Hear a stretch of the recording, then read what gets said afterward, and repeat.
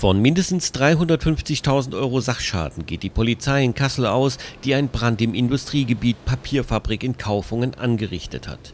Nach derzeitigen Ermittlungen geht die Kripo davon aus, dass der Brand von noch unbekannten Einbrechern gelegt wurde, um die Einbruchsspuren zu vernichten.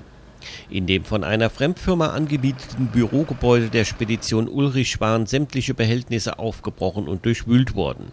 Ob Gegenstände oder gar Bargeld gestohlen wurden, konnte die Polizei noch nicht mitteilen und geht nach derzeitigem Ermittlungsstand von Brandstiftung aus. Eventuell im Zusammenhang steht auch ein Einbruch in einer Nachbarspedition. Hier haben unmittelbar nach dem Brand Unbekannte einen blaugrauen Ford Transit entwendet.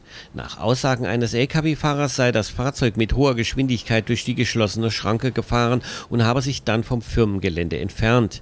Bis jetzt fehlt von den Tätern und Fahrzeug noch jede Spur.